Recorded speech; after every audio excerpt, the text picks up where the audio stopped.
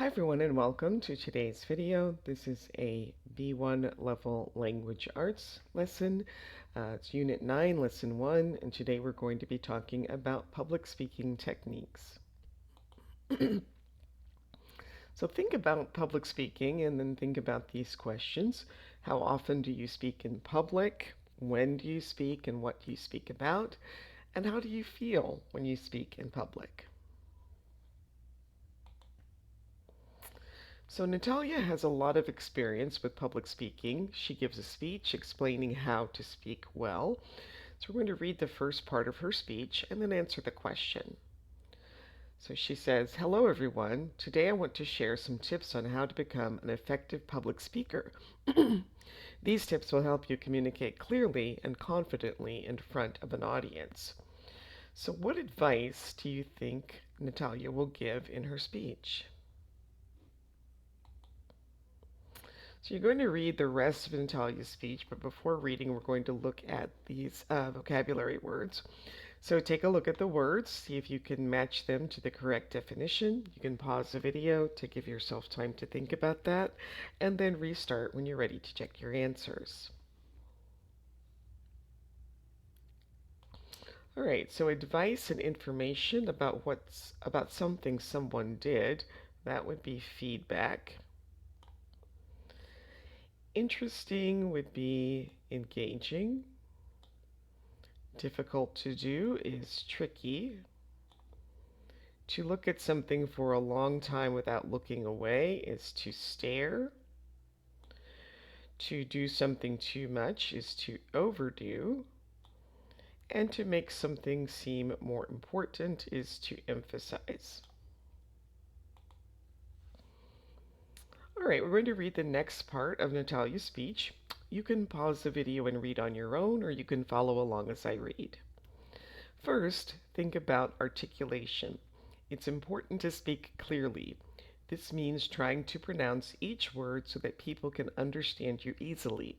Practice saying tricky words in front of a mirror, or record yourself to hear how you sound.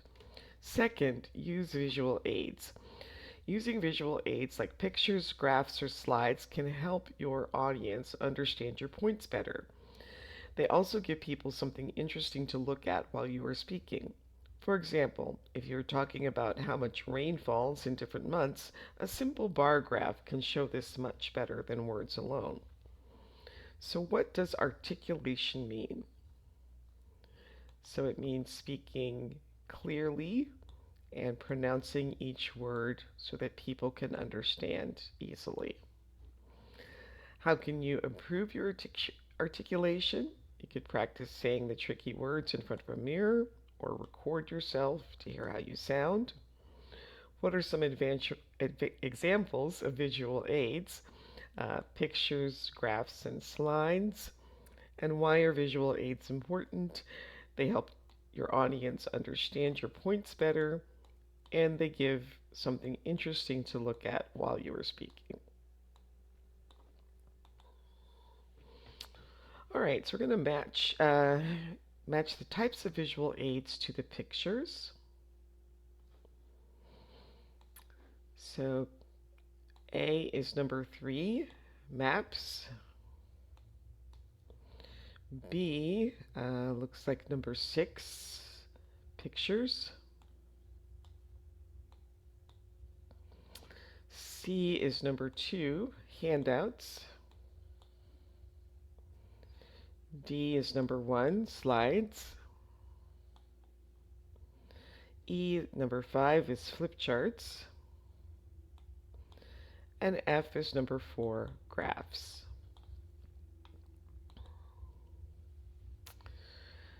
Now we'll continue reading Natalia's speech. Again, you can pause the video and read on your own or follow along as I read.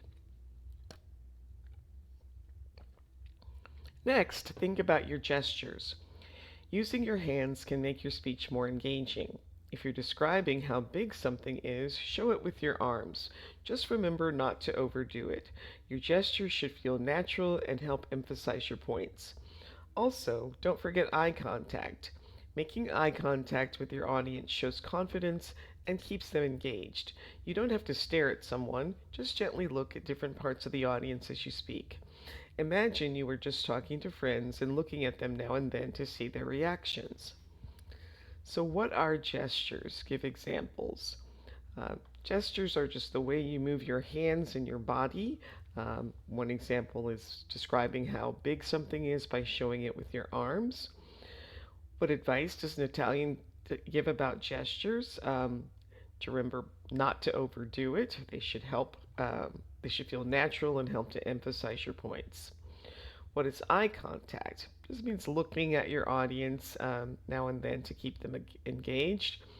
What advice does Natalia give about eye contact?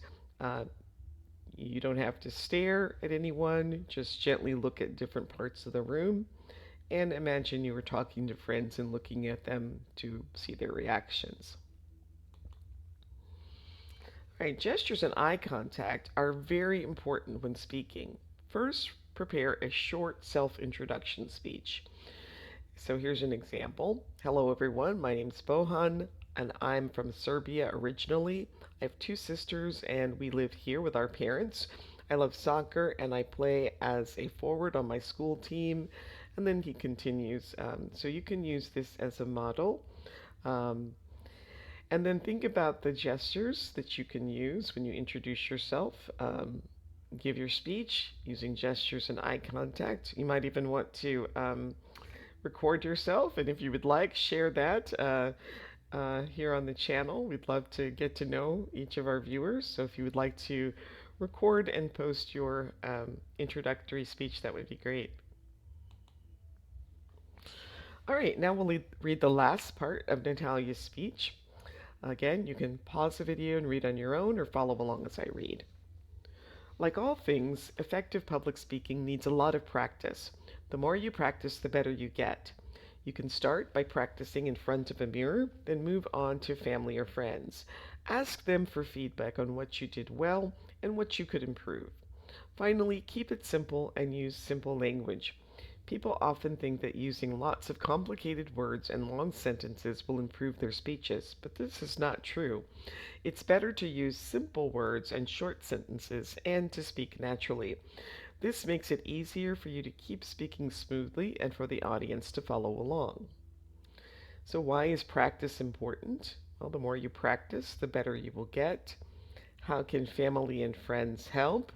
They can be an audience for your practice speeches, and they can give you feedback on what you did well and what you could improve. And is it a good idea to use complicated words and long sentences? No, because shorter sentences and simple words make it easier to sound more natural and for your audience to follow along. All right, we have a few more vocabulary words. So again, pause the video, match these with their definitions, and then restart when you're ready to check your answers. Okay, so letter A, doing something often to get better at it, is matches with number 5, practice. The words that we use would be number 6, language. Pronouncing words carefully is clear articulation. Movements with your hands, head, or face to show a particular meaning, that's gestures. Looking into the eyes of someone else is eye contact. And things for the audience to look at during a speech, visual aids. Okay, so complete the sentences with the words from the boxes. Again, you can pause the video, try that on your own, and then restart when you're ready to continue.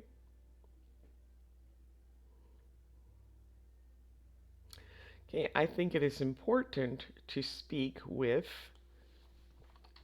clear articulation. If I say each word carefully, it is easier for the audience to understand me.